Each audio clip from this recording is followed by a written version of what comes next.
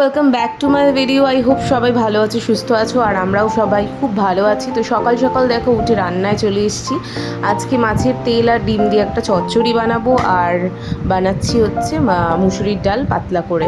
আর মাছের ডিমের বড়াটা ভাজবো ভেবেছিলাম, সেটা কিন্তু আর করা হয়নি। কেন সেটা আমি তোমাদের বলছি আস্তে আস্তে। আর এটা দেখো আমি রসুনের পেস্ট বানিয়ে এভাবে কন্টেনারে স্টোর করছি। আর এদিকে চা হয়ে গেছে, আর অন্যদিকে আমি রান্নাটা বসিয়ে দিয়েছি। আর আজকে জামাই ষষ্ঠী স্পেশাল ব্রেকফাস্ট দেখো, নান তানিয়া বানিয়েছে, আমার বড় ননদ। তো আগের ভিডিওতে বলেছিলাম ও ক্লাস 10-এ পড়ে, কিন্তু ও অ্যাকচুয়ালি ক্লাস 11-এ পড়ে। আমার বড় একটা ভুল হয়ে গেছিলো। তো চানা আর নান দারুণ খেতে হয়েছিল। চানাটা বানিয়েছিল কাকিমণি। এখন রেডি হয়ে গেছি, ছেলের ভ্যাকসিন আছে আজকে। বাবা একটু দেখিয়ে দাও তুমি। রেডি হয়ে গেছে, ও ভাবছে এখন মা বাড়ি যাচ্ছি। ওকে জিজ্ঞেস করছে ওর দিদি কোথায় যাচ্ছিস, বলছে মা বাড়ি। কোথায় যাচ্ছ? অত ডাকলে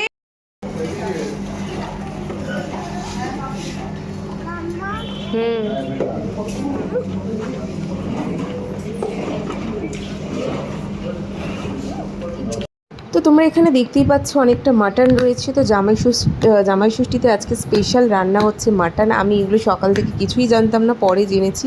তো মাটনটা ম্যারিনেট করে রেখে দিয়েছে মামনি। আর আমার জন্য একটা স্পেশাল সারপ্রাইজ ছিল, সেটা তো আমি একদমই জানতাম না, আমাকে বৌমা ষষ্ঠী দেওয়া হবে। তো এবছর আমি বাপের বাড়ি যাইনি, তার একটা স্পেসিফিক কারণ আছে, সেটা অন্য কোনো ভিডিওতে তোমাদের বলবো। তো এখানে দেখো মাটনটাকে ম্যারিনেট করে রাখা আছে সমস্ত মশলা দিয়ে। এবার এটা আমি প্রেশারে বসিয়ে দিচ্ছি, কারণ বেশি সময় নেই যে কষিয়ে সেভাবে করব। তো প্রেশারে মাটনটাকে সেদ্ধ করে নিচ্ছি, ম্যারিনেটেড মাটনটাকে। তারপরে মশলা কষিয়ে তার সাথে কষিয়ে নিয়ে একেবারে মাটনের স্টকটা দিয়ে দিলেই কিন্তু মাটন রেডি হয়ে যাবে। এভাবেই সময়টা কম লাগে, আর সময় একদমই হাতে ছিল না, যেহেতু আমি ভ্যাকসিন দিয়ে এসে রান্না করতে বসেছিলাম। তো কোনো রকমের মাটনটা হয়ে যাবে তাড়াতাড়ি করে। আর পুরো রেসিপিটা তোমাদের এখানে আমি দেখাতে পারিনি, আগের ভিডিওতে দেখিয়েছি, তোমরা চাইলে সেটা দেখে নিতে পারো। তো মাটনটা বসিয়ে দিয়ে অন্যদিকে সিটি দিয়ে, আর একদিকে বসবে মাটন, আরেকদিকে আর মাটনের আলুগুলো ভেজে নিচ্ছি আমি। এই দেখো এখন তেল গরম করে একটা ছেলের জন্য আগে মাছ ভেজে নিলাম, তারপর আমি মাটনের জন্য আলুগুলো ভাজবো। আলুগুলো কিন্তু লাল লাল করে ভেজে নেবে যখনই মাটন করবে তোমরা, তাহলে কিন্তু সেই আলুটা খেতে খুব ভালো লাগে। চিকেনের সাথে তোমরা এমনি কষানোর সময় বা চিকেনটা কষানোর সময় আলুগুলো দিয়ে দিলেই পারো, তাতে বেশ আলুটা ভালো লাগে। আর মাটনের আলুটা এরকম লাল করে ভেজে নিলেই ভালো। যদিও আমি মাটন খাই না, তো আমি জানি না, আমি কিন্তু সবাই যেটা বলে সেটা শুনেই আর কি রান্নাটা করছি। আলুগুলো এদিকে ভেজে নিই। আর মাটনটা আজকে রান্না করছি, অনেকটা বেলা হয়ে গেছে, 2টো বেজে গেছে, জানো তো, অনেক দেরি হয়ে গেছে। তাই মামনিকে বললাম ছেলেকে খাইয়ে দিতে। আমি ভাত মেখে নিয়েছি, আর মামনিকে দিয়ে এসেছি, ছেলেকে খাইয়ে দেবে মামনি। আর এদিকে প্রেশার কুকারটা বসিয়ে দিয়েছি, সিটি মানে আমাকে বৌমা ষষ্ঠী দেওয়ার প্ল্যানটা হচ্ছে আমার বড় ননদেরই উদ্যোগ। এটা সবথেকে বড়, মানে যে বড় উদ্যোক্তা তার নামটাই আগে বললাম, বাকি সবাই তো তার সাথে রয়েইছে। তো ওই আমাকে সাজিয়ে গুছিয়ে তারপরে সকাল থেকে রান্না বান্না করে কিন্তু দিয়েছে। তো আমি নিজেকে মনে করি আমি ভীষণই সৌভাগ্যবতী যে এরকম একটা শ্বশুরবাড়ি পেয়েছি, যেখানে ননদ দেওর সবাই রয়েছে, আর সবাই আমাকে খুব কেয়ার করে, ভালোবাসে। এটা একটা বড় পাওনা। তো এদিকে পেঁয়াজটা ভেজে নিচ্ছি মাটনে, গোটা গরম মশলা ফোড়ন দিয়ে। আর রান্না ঠান্না হয়ে গেছে, এখন আমি রেডি হতে চলে এসেছি, একটু গয়নাগাটি পরে ষষ্ঠীতে গেলে যেরকম সাজতাম সেরকমই সেজে নিচ্ছি। আর এখানে দেখো আমার ছোট ননদ আবার খাবারগুলো সাজাচ্ছে আমার জন্য। তো সবাই মোটামুটি কাজবাজ করতে জানে আমাদের বাড়িতে, ছোট থেকে বড় প্রত্যেকেই। দেখো কি সুন্দর করে সাজিয়ে দিয়েছে।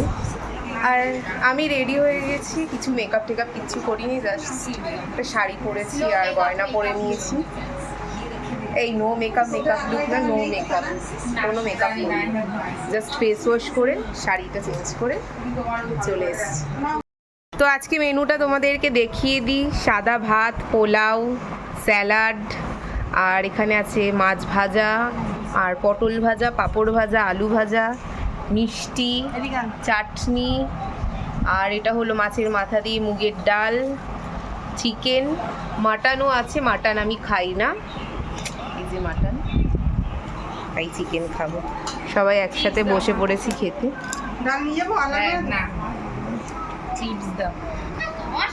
তো খাওয়াটা এবার শুরু করে দিই, আর বেশি বসে লাভ নেই।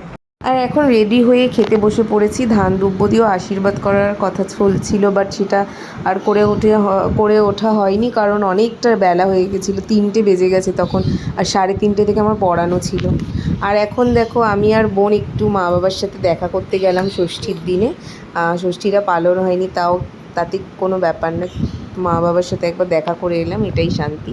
আমার ছেলেকে নিয়ে পড়ানোর পরে চলে গেছিলাম, আর ওখানে গিয়ে একটু ছেলেকে চিড়ে সেদ্ধ খাইয়ে দিলাম সন্ধ্যেবেলা।